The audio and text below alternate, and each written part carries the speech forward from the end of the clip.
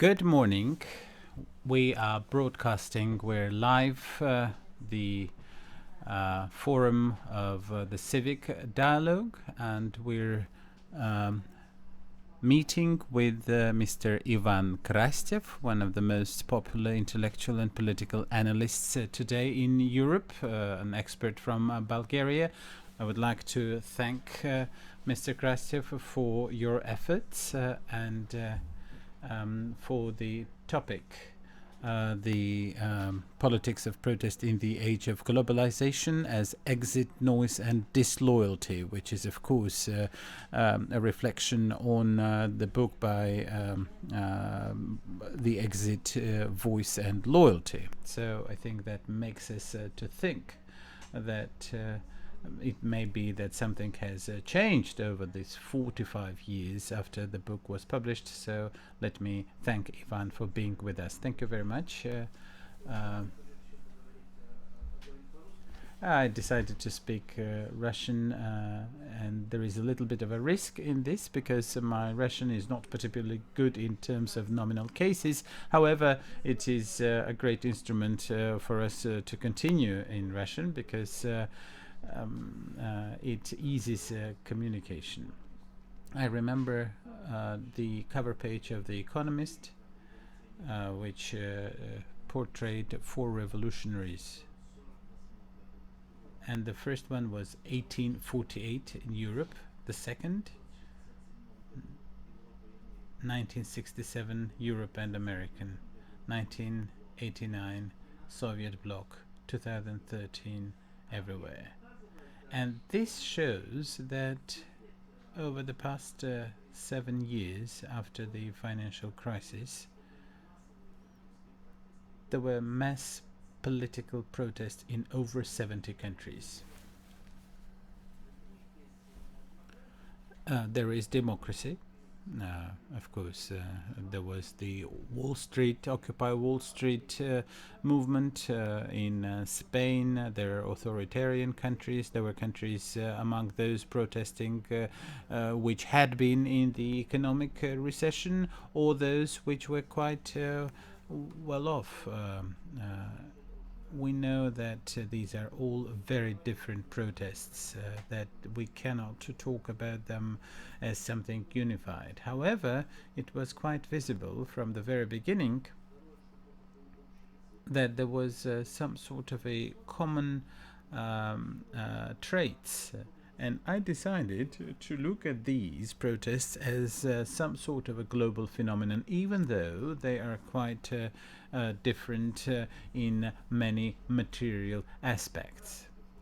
And of course, what we saw in Russia and what we saw in the Ukraine, what we saw in Bulgaria are quite different. But still, I think that there were some interesting peculiarities which make them somewhat stabilized or common. This is not the first time that we see people in the streets, but this, I think it is generally for the first time in history when we saw such mass protests without strong political leaders.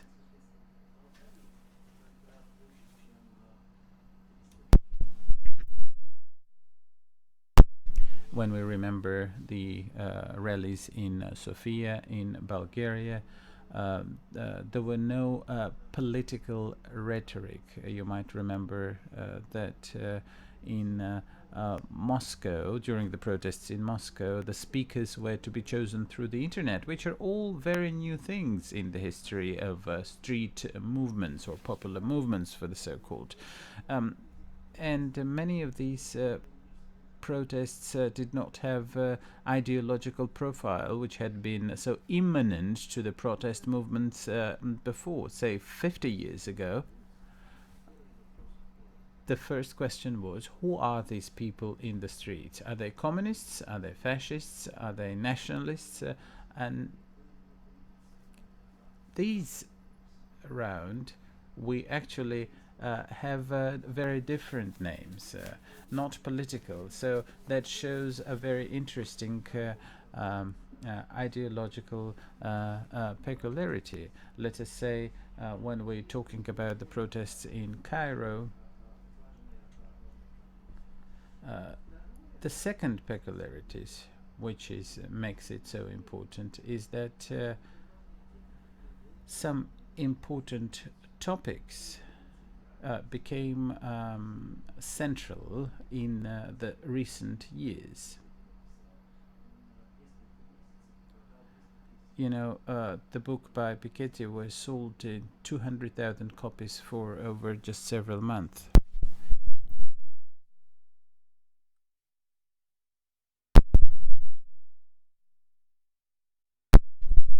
If there had been no Occupy Wall Street, the problem of social inequality would still be there, but it became such a central one that it really influences in a dramatic way the political discourse. And in some of these countries, the governments changed, but I think that the third parameter is the geopolitical thing. We know that we saw very similar movements in different regions of the world. So I do think that this is, as a global phenomenon, these protests require consideration. I think there are four general interpretations of what is happening. Number one is the so-called traditional leftist interpretation, whereby a very famous British journalist said that what we see today is some sort of an anti-capitalist revolution that we've all been waiting for the past 100 years. And it is not strange at all that we're seeing such anti-capitalist movement. And this is some sort of a gradual aspiration for future. And this is especially vivid with those young people who have good education but have no opportunity to actualize themselves in the social life.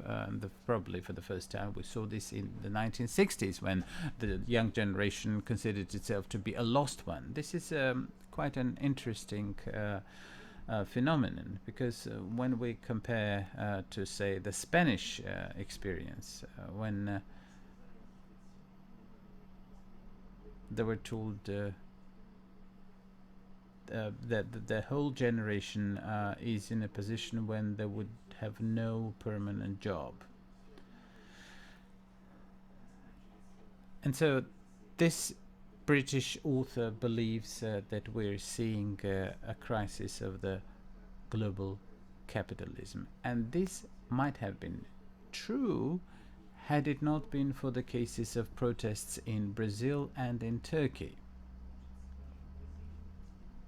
In Brazil, in the past 5 to 6 years, the social inequality did diminish.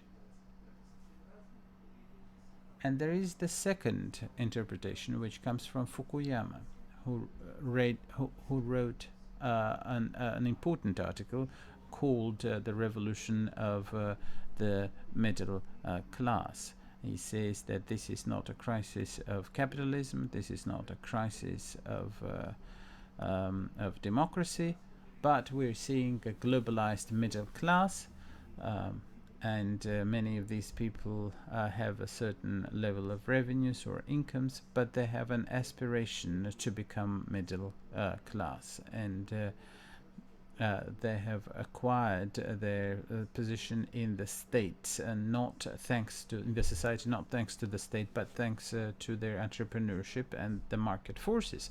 So they do have a somewhat new attitude and a new view of the social order, which is also quite an interesting attitude or an approach when,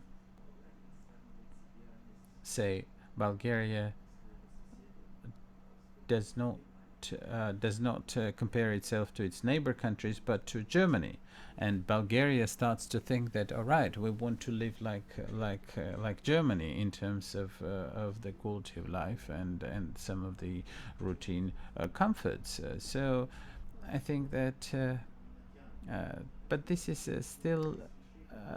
There's still some circumstances which are not particularly convincing even in this approach. There are people who say that these revolutions can be just explained through the internet, and because of the internet and the global communication, we're seeing such technological movements or technology induced movements of the people who think in the categories of webs or networks.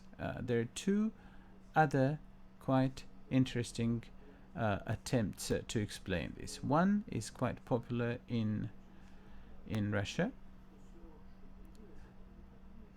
that these events or such protests are a result of external pressure or external influence, and because the United States is losing its global dominance, it is supporting global destabilization.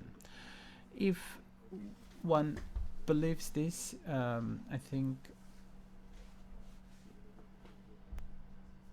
one can try to explain some of the movements, but I do not think that such events as those in Egypt or in the Ukraine were organized by the US security forces. So I think that explaining all social phenomena by external factors or by the special operations by the task forces of the foreign intelligence services is what I would call a police view of history, which I do not think is particularly justified.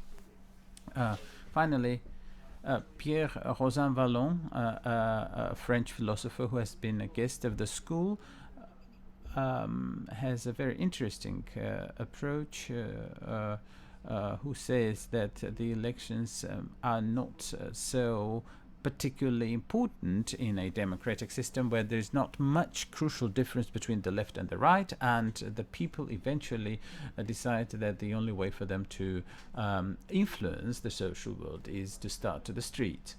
Or to start to protest, which is in a way a challenge to the post-war order in the European countries. So Mr. Rosan Vallon says that what we're seeing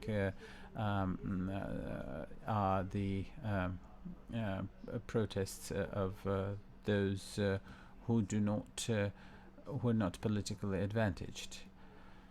But then, how would it be possible to explain mass protests of people who do not have major political requirements when they say we would like to see more morality in politics? So I think that in this sense, this is not just a matter of resistance, but something more, something deeper.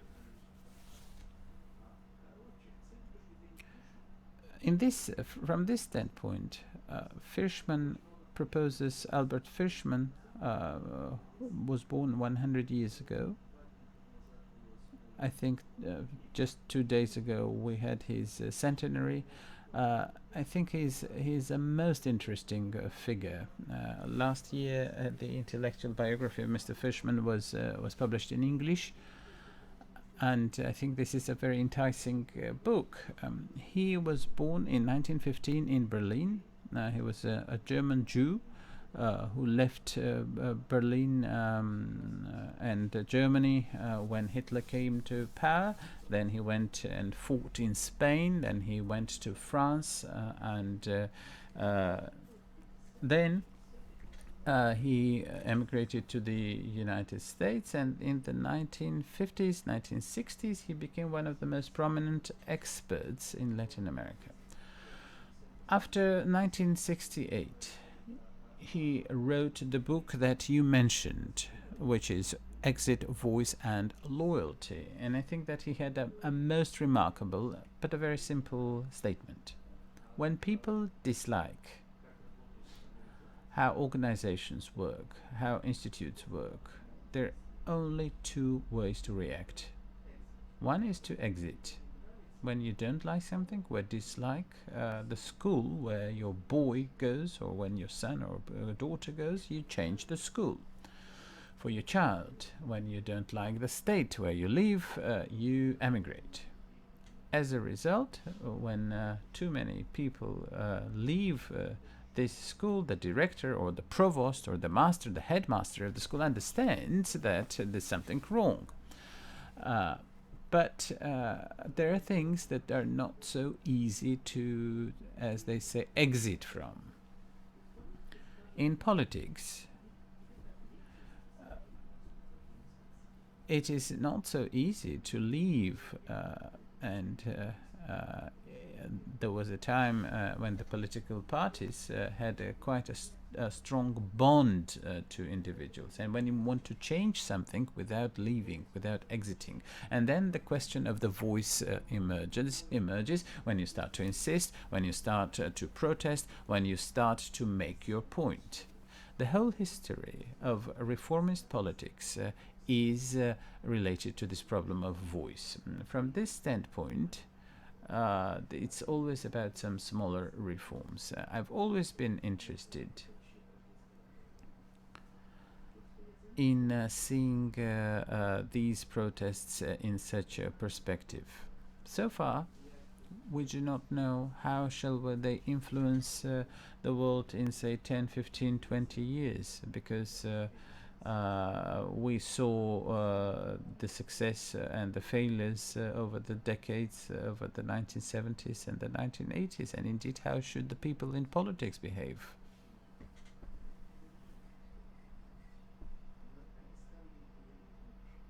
So the elites have been given with the actual authority to solve matters. There was such a thing as secession.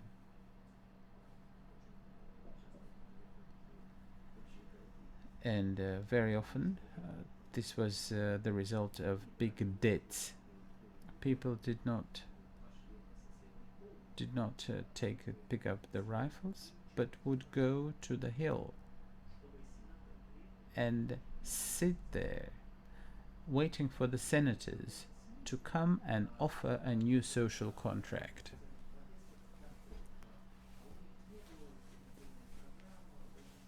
There was no alternative program, and I think that in this sense this is quite different from the classical revolutions of the 20th century, but I think that the social contract is a thing that the government must offer to the citizens when the government sees that the people go up to the hill and sit there inactive.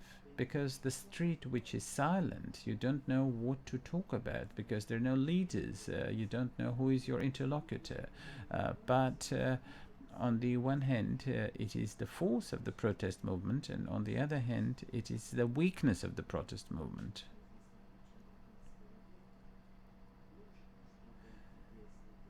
Because, as an important British politician said in the 19th century, it is better when you lie to, rather when they're silent. Thank you very much. Thank you. What I would like to talk a little bit about is your book, and Fishman had somewhat of a contrast. He contrasts them, but I know that many people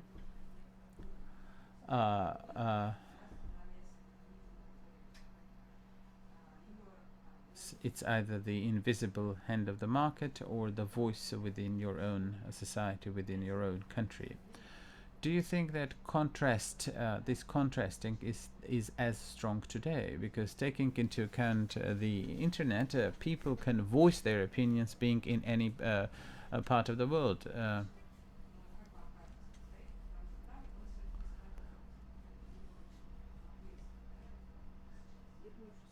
I think that the most important thing and the most undeveloped the undeveloped or underdeveloped concept in this book is the problem of loyalty. When we talk about the memoirs, he said that starting from the 1930s, the major question has been, when should one pick up the arms, and when one should run. So this was indeed an existential choice.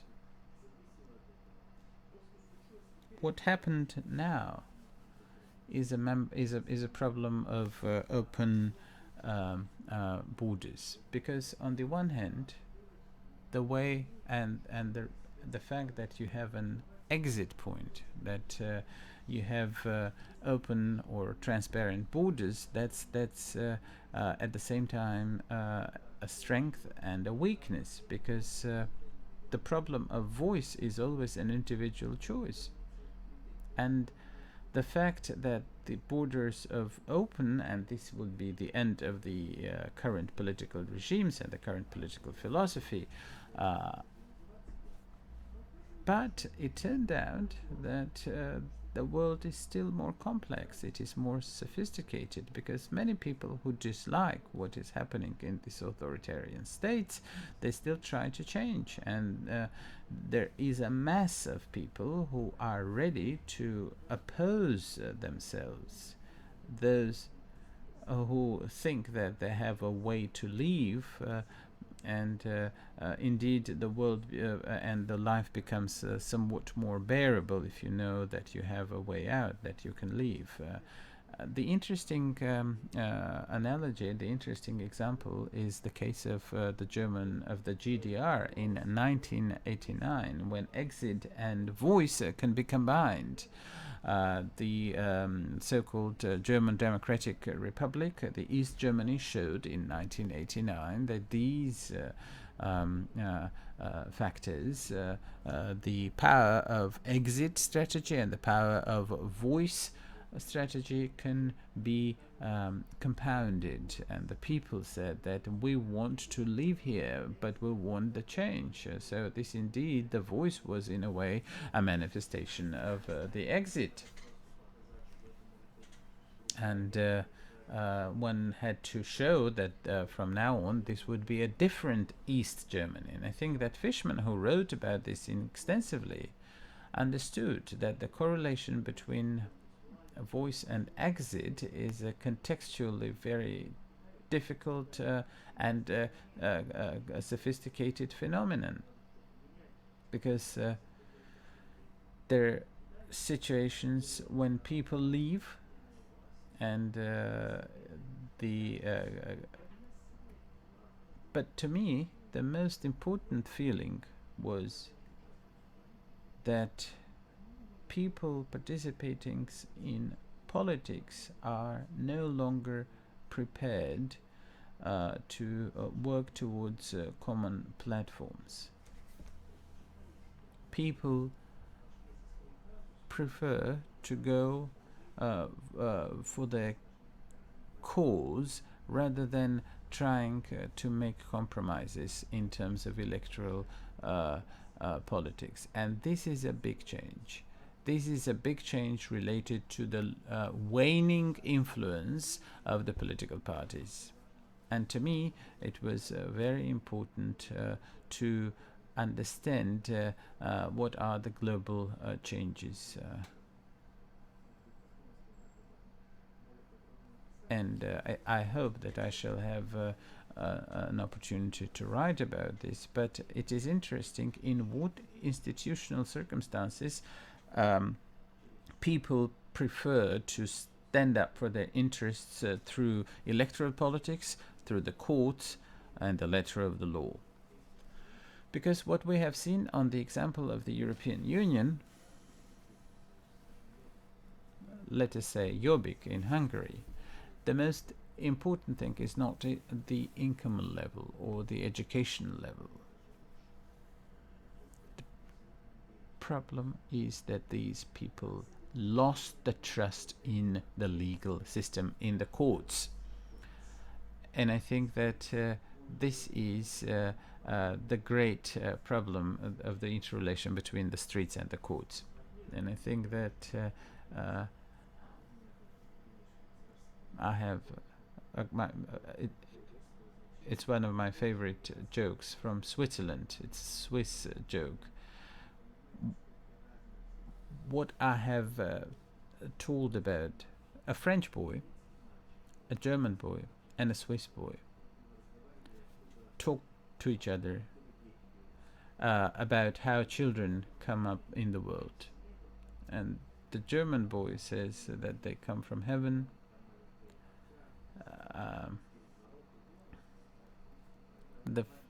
The French boy started to laugh.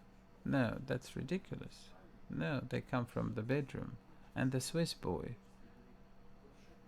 was very neurotic.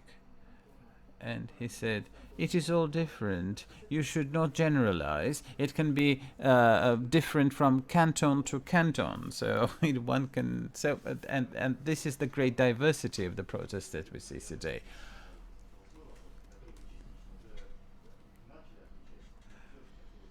Well, what I would like to ask is even though we have a great typological differences in these protests, one is when they ended with some sort of a revolution and the change of political regime, and others did not end with the change of the regime. Traditionally, it is believed that the revolutions occur when people do not have mechanisms to influence or change the government,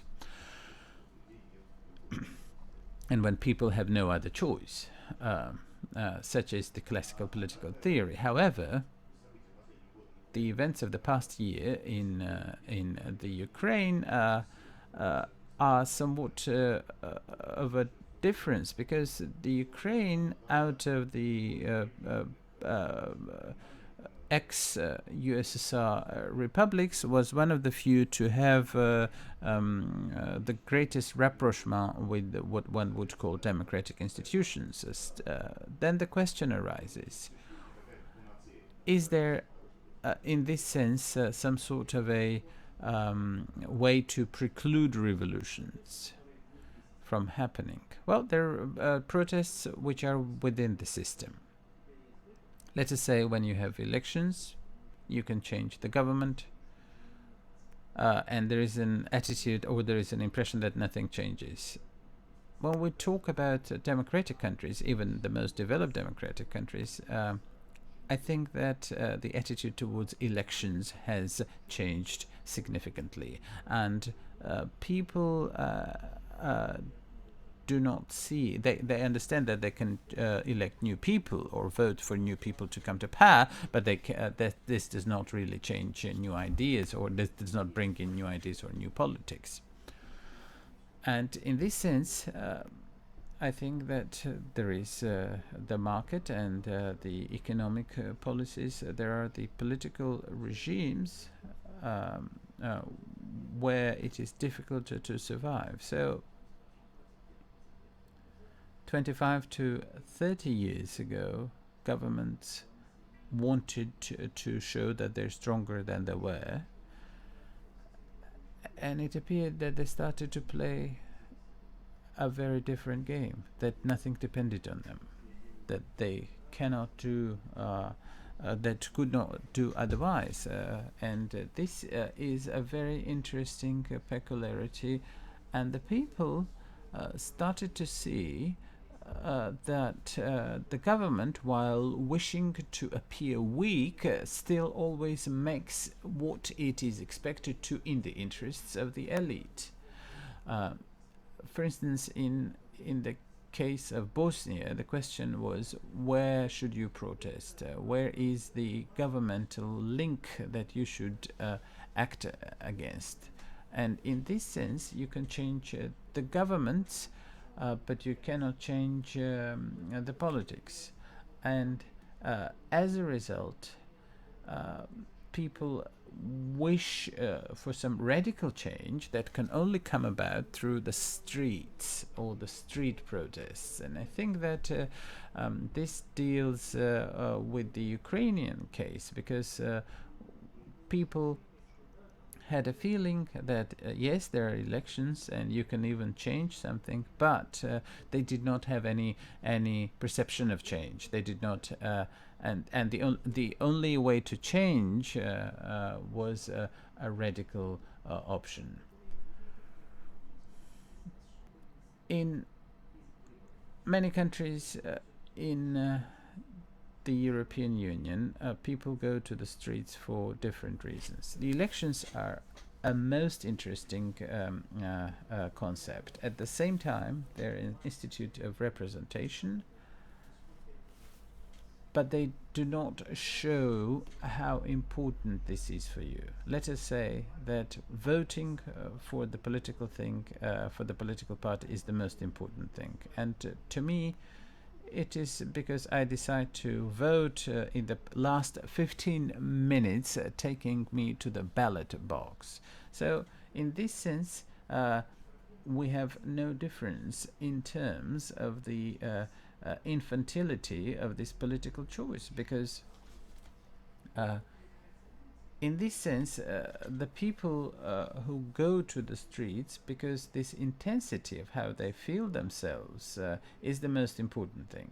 They say it is not just about voting, but if this change does not occur, I am prepared to assume great risk, and I'm ready to go against the police. And interestingly, the elections have always been very important an instrument in the way very interesting studies in the 1970s when people understood that many things can be achieved through the electoral process. And in this sense, this led to the decrease in radicalization. Thank you. Because you've mentioned Ukraine, I'm going to ask a question about the Ukraine. Mr. Shevchuk is asking this question. In your works, you write about trust and distrust, and that the modern democracy must learn how people should trust each other. And I read Mr. Jeffrey Hosking's book, and the first chapter is devoted to the total distrust in the Soviet Union under Stalin, and it shows that Stalin was very good in mastering these mechanisms of distrust.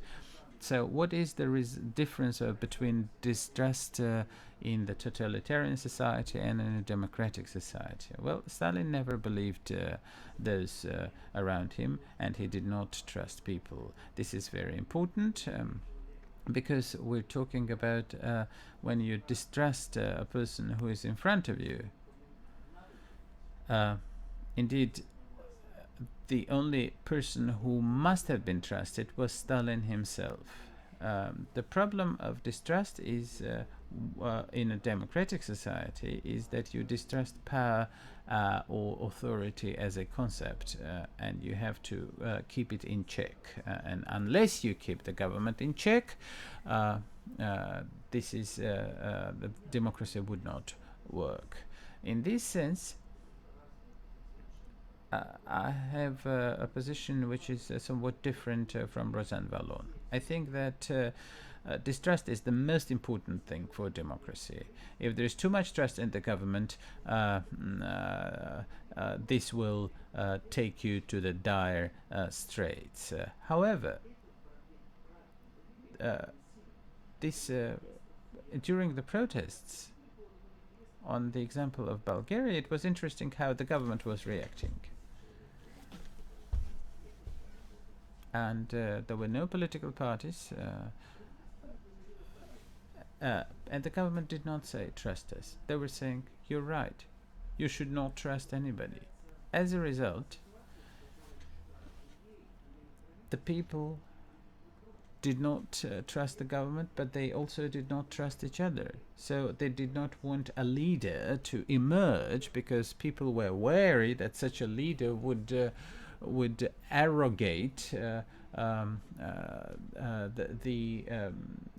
social impetus. I think that there are moments in history when distrust makes you stronger as a citizen. It's empowering mistrust, but there is also disempowering distrust. When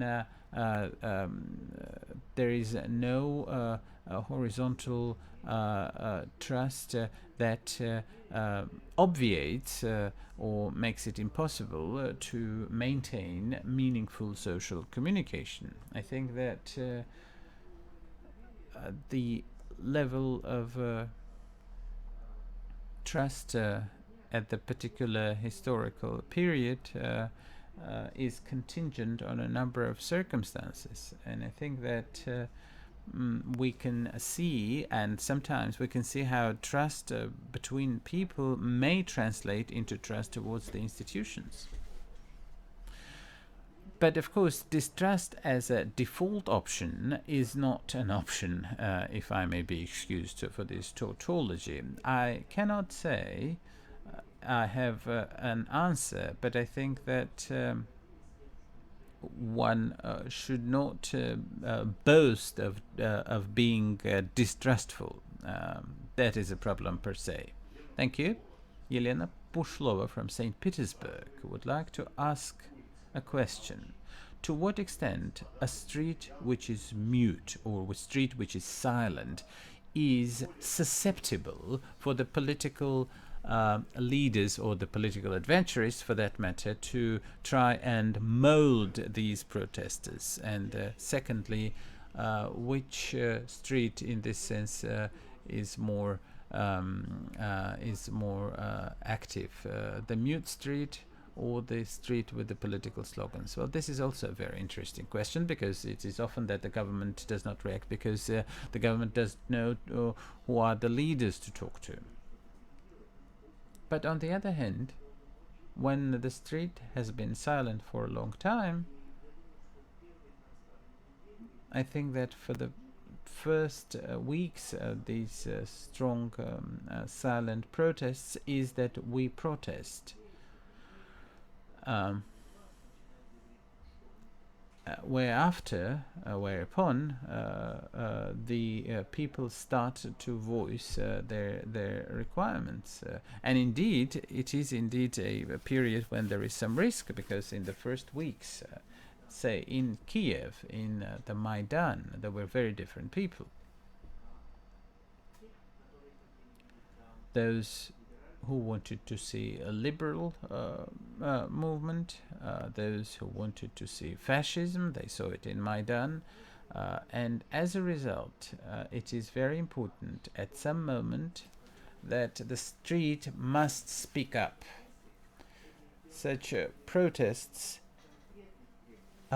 may not be very specific. In São Paulo, millions of people protested for and were willing for change. In the original requiring being the cost of the tram tickets. And there are other protests when people come out to the streets and say, now we want the end of capitalism. So indeed, this is a great variety in what we're seeing. But the participation in the protest itself change people. A person who has been in the street, a person who has participated in a street rally, does live through a change in his or her attitude towards politics. And for the government, for the authorities, and this is a very important point, is when will the next protest spring up? Because prognostication or foreseeing such things is very important, is very difficult. I think that there will be a plethora, a multitude of people who would like to rule the crest of the protests in future. I think there are and will be many people who will be willing to do this in a way of trying to bridle the protests for their own interests. However, I cannot say that this is a very easy thing to do. There was a project, I think it was a project by Google, when they were flooded the tweets, and they pooled them as positive, negative, or neutral, and it was quite immaterial if what people said, say I cannot sleep, I have insomnia, was perceived as negative, and I sleep well was perceived as positive. And I'm quite skeptical to such studies, but when you look at, say, in Stuttgart, this was about the construction of a railroad station. And in this sense, the protest movement is very, very different compared to, say, the 2003 and 2004 movements in the Ukraine or Georgia. And as I said, it is very difficult to make a prognosis or to see when will the next protest erupt. I think that it's a matter of certainty. It's a matter of the major slogan of every protest has been do not be too placid. We're not far away. We're here. A question about loyalty and disloyalty. I wanted to ask a question about this difference, because the concept of loyalty was used in different contexts. While you're remain in this school or in this country, availing of your analogy, and you stay in the school, or you keep your child in the school, and in the other case you leave.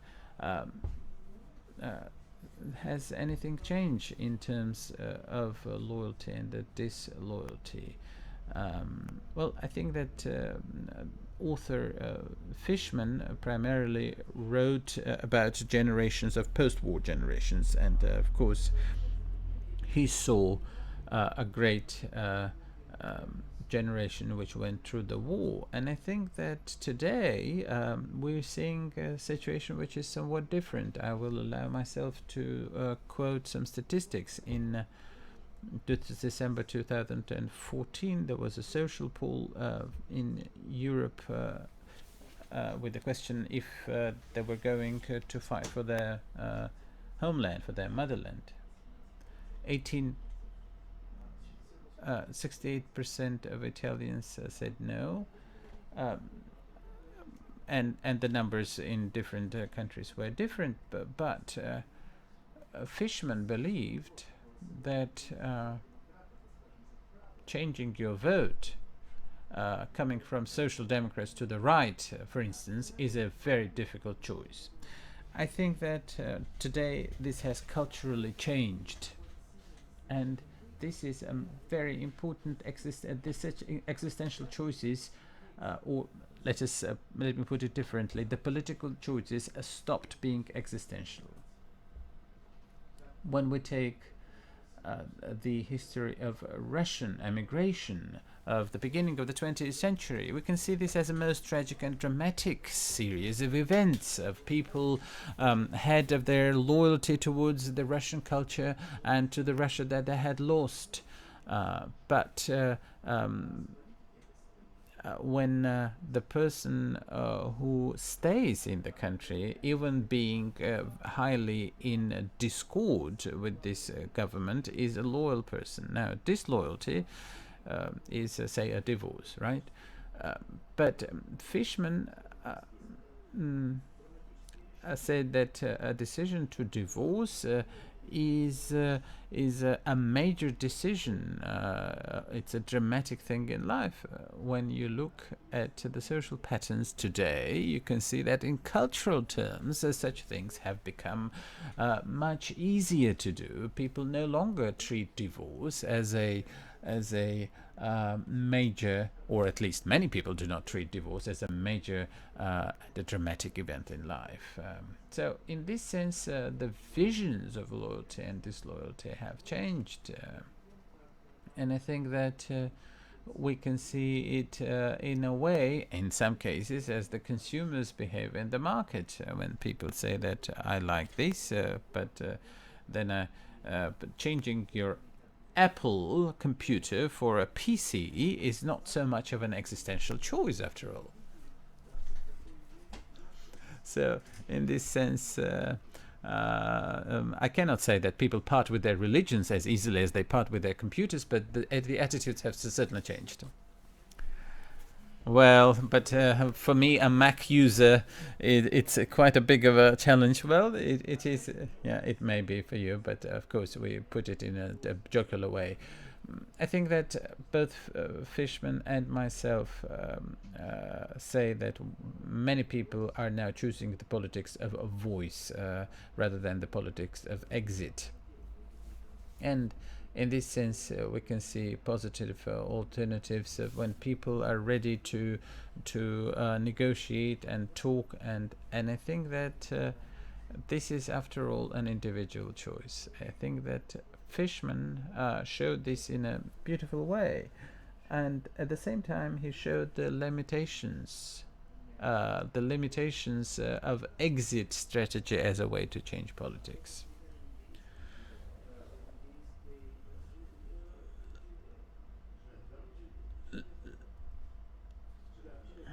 Let me quote the example of a Nigerian railroad. The trains were in terrible mess, and what the government did, they allowed the buses to go the same routes, and they hoped that because of the competition, because the problem of exit is the problem of competition. When people leave, that means that you're not good enough, but that did not work. Because the people who did not like how the trains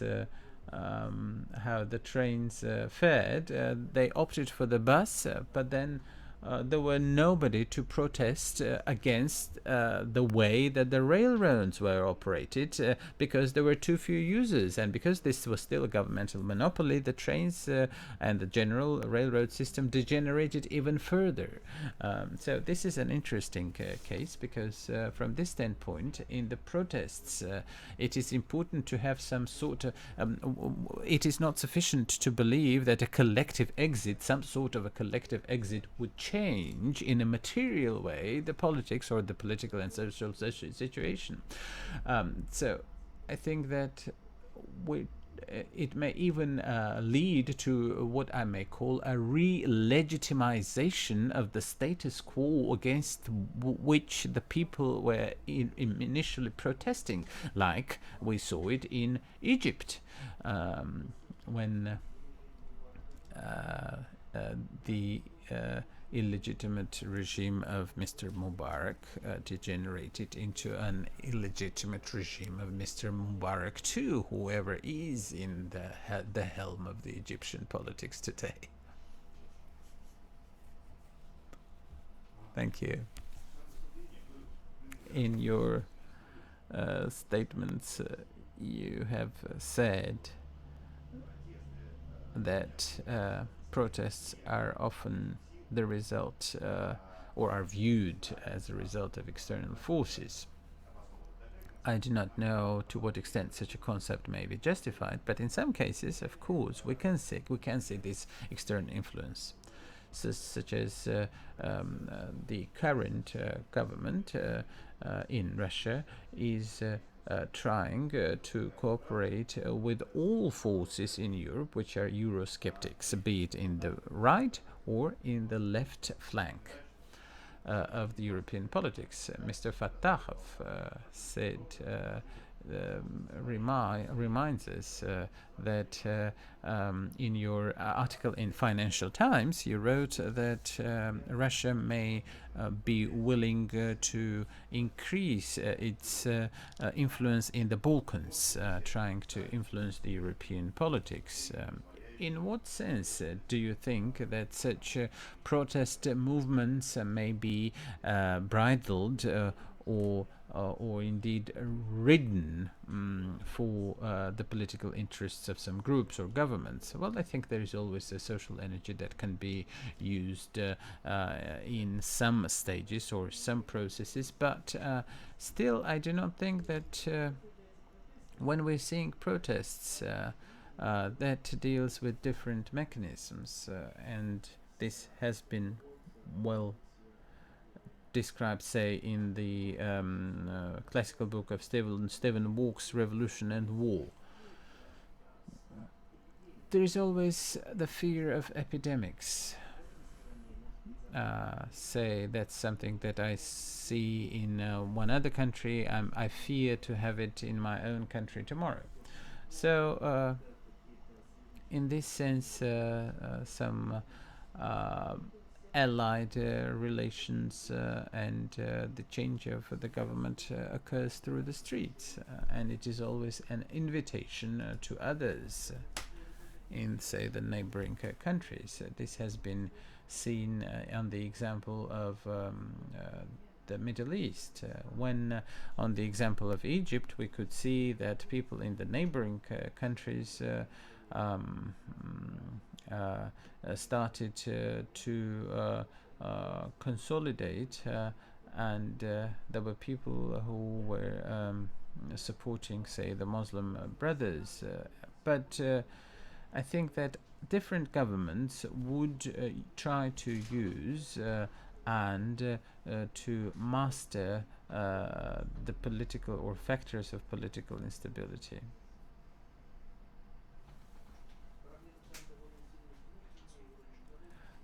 The internal level of corruption is yet another circumstance, but I think that there are many ways to try and use the weaknesses of others to strengthen one's own position. So the Soviet Union had ideological allies. The Soviet Union wanted all of Europe and indeed all of the world to become communist. There was such a factor as influence of the political parties. The position of the Russian government today is quite different. It is more of a negative coalition whereby the government is trying to persuade the Europeans where they should not go rather than where they should go. If one believes that all mass movements are special operations, then following this logic, one starts to act in the same way and accordingly, which, however, may emerge as a problem for yourself, because meddling with other countries' internal affairs is always a risk. In the same way, there are many parts of the Russian public who are extremely wary of some forces trying to meddle with the Russian politics, and in the same way, I think we shall see the same in the Balkans because if there is something or some external forces which try to, say, ride the crest of the protest, then there will be a lot more movements in the Balkan countries themselves to try and preclude the external forces to meddle. So I think with their affairs, if you're writing the official Russian press, then the great majority of the negative events or things that are happening in this country are portrayed as the direct consequence of the work activity of some external agents. And I think that in this sense, the internal policies dictates the foreign policy a lot more than the foreign policies influence the internal policies. And I think that in this sense, one has to start from the primacy of the internal politics. If I may ask a question, I've always been surprised by the opinion that protest can occur or emerge from the outside, but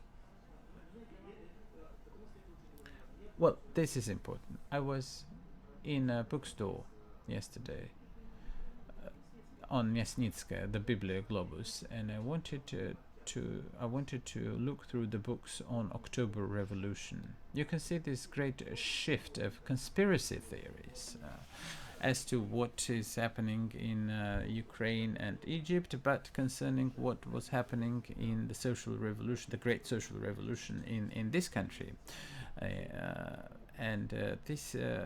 The social shift is no longer of interest. The Bolshevist revolution is now being portrayed as a special operation of the German general staff, and thus the whole history is viewed through the prism of conspiracy theories. And if one goes as long and as far as to believe these conspiracy theories as ruling the locomotive of history, then indeed this becomes a very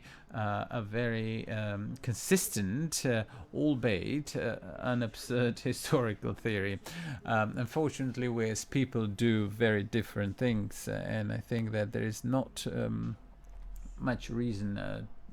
There are not many reasons to believe that everything can be manipulated. I think that manipulation today has become a fashionable, a vogue word, and I think that in the Soviet times everything was under the auspices of the so-called economic determinism, when everything in human life was pretty much seen through the economic theory, according to Marxism. Then today the manipulation and the conspiracy have become the most pet, one would say, the pet instrument of the political scientists in many countries, including Russia. So,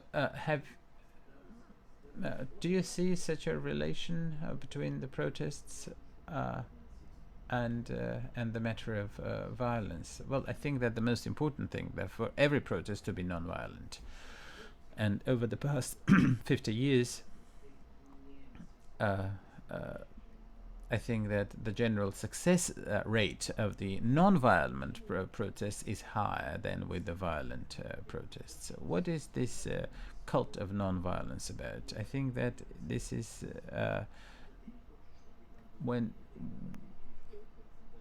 you believe that these are horizontal structures, horizontal protests, without protests without the leaders. This is very important because when violence spilled into Maidan, the change, everything changed. The landscape changed immediately. The Sotniks emerged, and indeed the non-violent spirit of the protests is what the history of the 20th century tells us about, because the social protest led to the establishment of the most heinous, the most blood-curdling regimes. This is what the history of the 20th century teaches us about. Yes, indeed, and the price of violence, the cost of violence, has risen dramatically. And I talked to many people on related to Maidan. The first protest, which was caused by the unwillingness of the Ukrainian government to sign the association treaty, was indeed a middle class protest. And there were indeed no more than several tens of people when the government decided to disperse them. And this new aggressive um, protest started to appear, and 500,000 people were different public, which was not particularly related to the association with the European Union, but the question of what we shall allow the government to do, what we shall or shall not permit this government to do to us. Thank you. A question from Bulgaria. I cannot help asking the question from your country. This is our colleague who has left Russia for Bulgaria, and he says, I'm not particularly interested in Bulgarian politics, but I'm very much interested in talking to the people around me. I have an impression that the society in its majority is disillusioned with the existing political regime, and there is a great nostalgia for the Soviet past. There is hatred for Russia, there is great support for Russia, there is great skepticism for the European Union. The portraits of Mr. Putin and the former communist leader Mr. Todor Zhivkov can be seen on the walls of a fitness center. So do you not think that the Bulgarian government is making a mistake like that of the late President Yeltsin, when the public in this way may be totally disillusioned and turn away from the democratic practices? Well, thank you. Thank you for this question. Indeed, 70% of the Bulgarians are not particularly happy. And these were the sociological polls. And you can see this for different reasons. People believe that what they have expected did not materialize. I do not think that this is too much of an Euroscepticism. No, I wouldn't say that. And yes, there is anti-American sentiment, but not so much anti-European sentiment. As to the relation or the attitude towards Russia, I think the view of Mr. Putin may have changed, because Mr. Putin said that to the West, the collective West for that matter, that you're doing something wrong. So he assumed the responsibility, and he acted boldly. So this is, by the way, a view which is existing not only in Bulgaria, but in Bulgaria. Generally, people, as I was saying in the beginning of my presentation, started to feel that while you're changing people in the government, you did not change the politics itself, the politics themselves. So the question, I do not think that any government in Bulgaria would go as far as to establish or to install some sort of an authoritarian regime. No, that I do not think. But I think still majority of the Bulgarians disapprove of sanctions against Russia, and a big percentage of the Bulgarians have a positive attitude towards Russia. And many Bulgarians blame the United States more than they do Russia in terms of destabilization of the political situation. But when the Bulgarians are asked about a possible hypothetical choice to be made between the European Union and the Eurasian Union, they still prefer the European Union. The politics of so indeed the Bulgarian government supports the sanctions as a member of the European Union. However, it understands that the population are generally against the sanctions. So in this sense, it is indeed the question they're not happy about the Bulgarian economics. They're not happy about the Bulgarian politics, but they still do not see in Russia a model to imitate. So, in this sense, we can see that about over 10% of the Bulgarians are now living abroad, and there's also the perception of we do not have enough energy to change something. But I think there's a great difference between Bulgaria and Poland, because in Poland there is a general feeling of success. The Poles generally believe that in the past 25 years Poland has returned to the bosom of civilized nations, whereas in Bulgaria there is not much of a perception like that. It is true.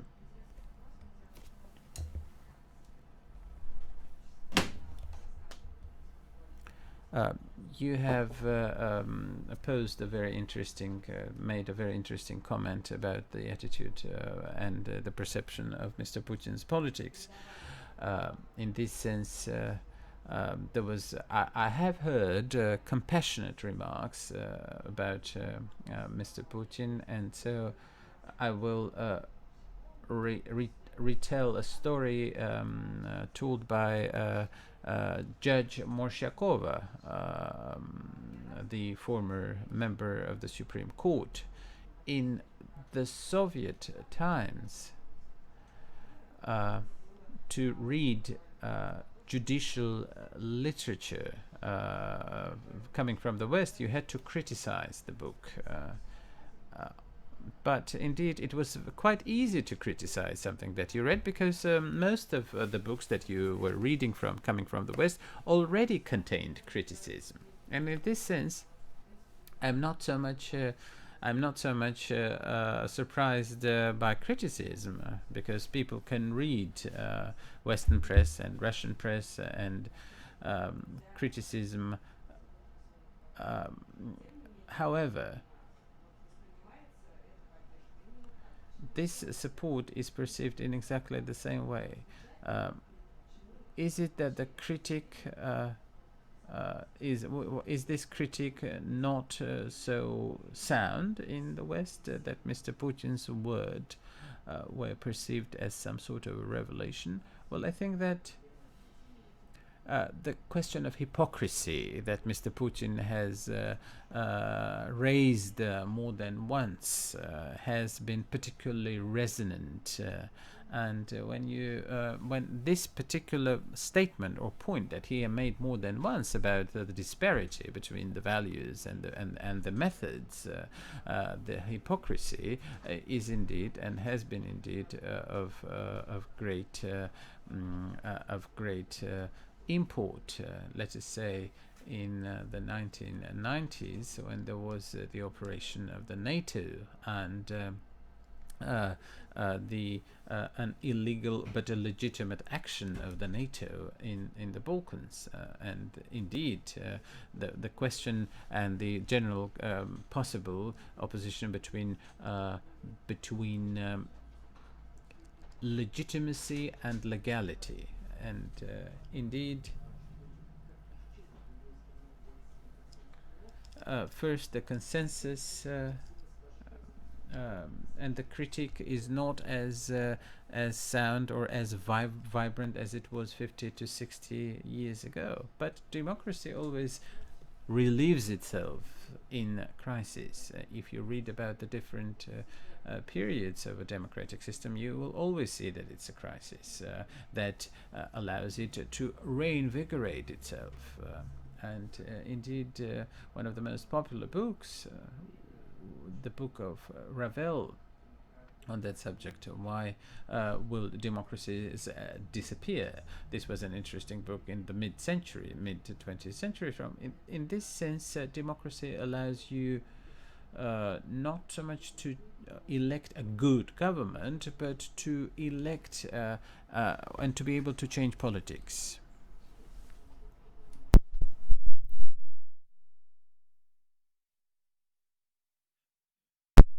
But the problem of leadership is specifically important.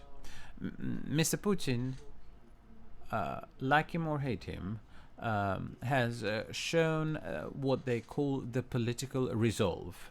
And the political resolve is what has appeared to be resonant with many people in the West. Indeed,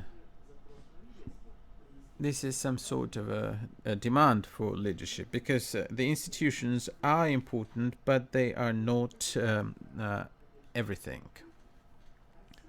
After all, we do not know much about Russia. I will give you an example.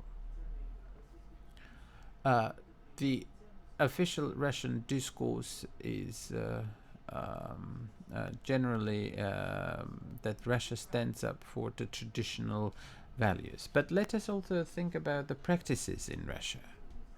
But frankly, in terms of social decadence, Russia is far to be desired from an exemplary nation. If you take, say, the divorce statistics in Russia, it is far sadder, it is far higher than, say, in the decadent West. So when Russia tries to purport itself to be a champion of traditional values, then unfortunately there is a great of discord and disparity between the reality and the practices and the actual life in this country compared to what the government may stand for. And reverting to Bulgaria knows about contemporary Russia two things. Number one is what it see on the TV, and number two is the Russian middle class coming to the Black Sea coast in summer. They come with children, they buy real estate, they're nice to talk to. This is the Russia that we see in Bulgaria. And from this standpoint, it is a lot more difficult. There are things in the West which I dislike intensely because and indeed, many people in the West say that if there had been no television, nobody would have supported Mr. Putin. Well, of course, this is not something that I can possibly agree with, because there's a general view, there's a general understanding among many people that Russia was not treated adequately after 1989. So in par with the so-called propaganda in today's Russia, there is also some political realities and the historical realities of the past 25 years which have unwaveringly influenced the social attitudes of the people in Russia. But I think that I do not think that Russia can still serve as an alternative. There are people who support Russia, but I do not think that many people who want to live in Russia. And in this sense, there's a certain level of freedom. People usually do not want to part with these freedoms. Probably the last question of the session. While we talked about propaganda a little bit, I do not quite agree that propaganda does not influence. I think that this is an instrument of propagating the phobias. But no, in the 1990s, there was a great liberal discourse, but it did not work in the same way as in and the Kremlin was still influencing. But I think that propaganda is an important factor, but I would still not go as far as to explain all the political and social phenomena with propaganda.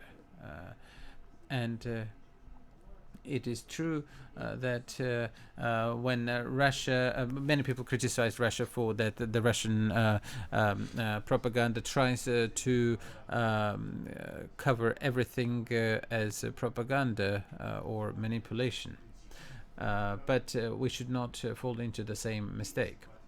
Now, with respect to the minorities and majorities, traditionally only a small percentage of any country's population take part in the street protests.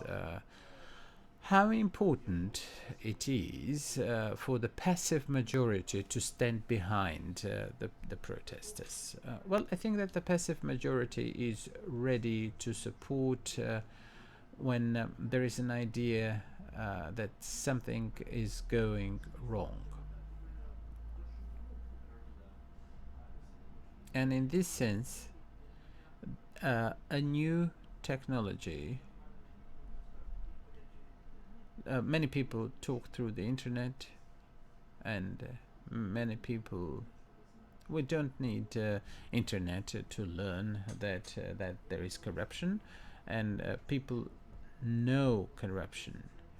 But what has happened in the social networks, there were people who were quite apolitical. They have no interest in politics. They just read their friends' tweets or their friends' pages or profiles in Facebook. But there comes a point when the so-called non-political people decide to move and to start to the streets. And this silent majority, which may exist only on the pages of the social networks, however, it is by itself a catalyzing effect, because there was much sociological work done, and in, say, the Arabic Spring, television was a more potent factor than the social media. But the important fact was that the social media involved those who had been quite non-political, and in this sense a big number of people streamed into these protests through the social media. So the government itself knows that it is inefficient and corrupt, and the government knows that the people in the streets don't have the rights. Thank you. The last question, indeed. Question from Irkutsk.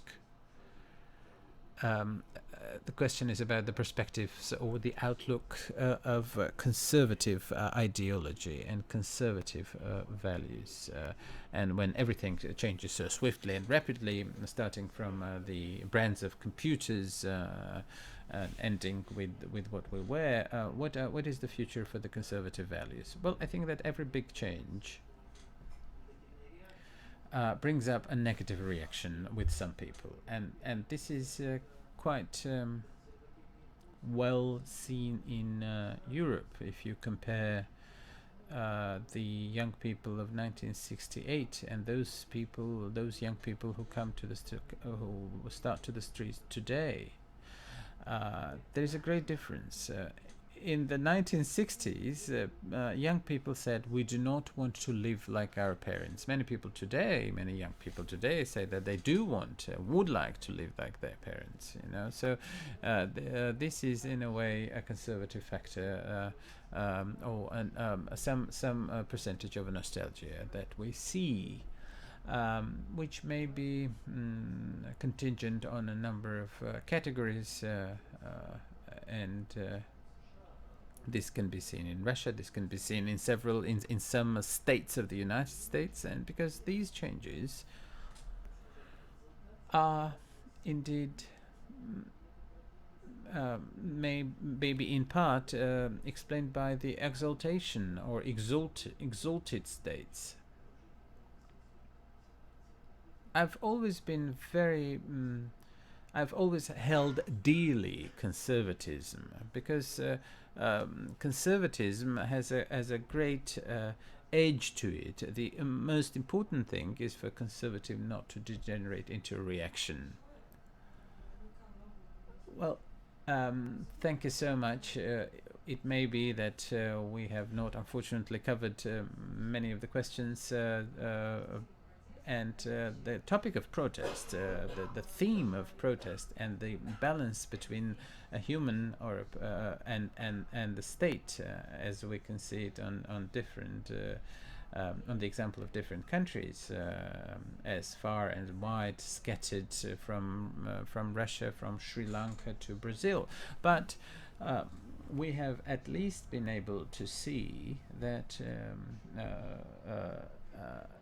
human being has many resources, many means and methods to apply, and it is also possible to compound these methods and instruments to try and build this balance.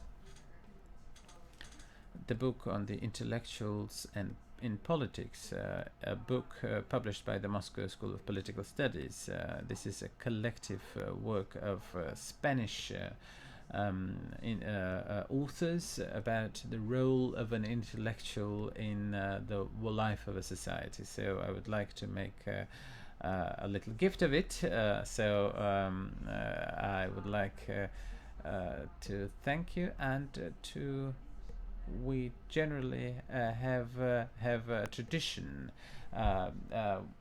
If you could choose a question or a topic that has been raised during this session, we would gladly send such a book as a little award. Well, I would be happy if, as a result of this little talk, if our readers or viewers or listeners decide to read some works by Mr. Fishman. And I think that this is the experience of a generation that we as people live today do not have. Passions and interests, Exit, Voice and Loyalty, and other works by Mr. Fishman are of great value. So I think that even if that one name stays from this discussion, I would be satisfied. Well, thank you very much. And this experience is unique. The experience of Mr. Fishman, just the Berlin Diary of the Germans who were opposing fascism and Nazism. This is indeed a great and unique experience. He had a creed. He said, "I wanted to show that Hamlet was wrong, that it is possible to doubt and to act." So this is indeed a very important position of any intellectual in politics. So I think that Fishman showed that. He said that it is possible to doubt and to act. These are not contradictory. Thank you so very much indeed. I would like to thank and I would like to say that it is a great wealth, and this is a part of our great resource. This session has made a great contribution. I would like to thank you, and I hope to see you again in school. We will meet on the 19th of April, and we shall be having broadcasts from the post-Soviet countries talking about democracy now and here. Thank you. Thank you. Bye-bye.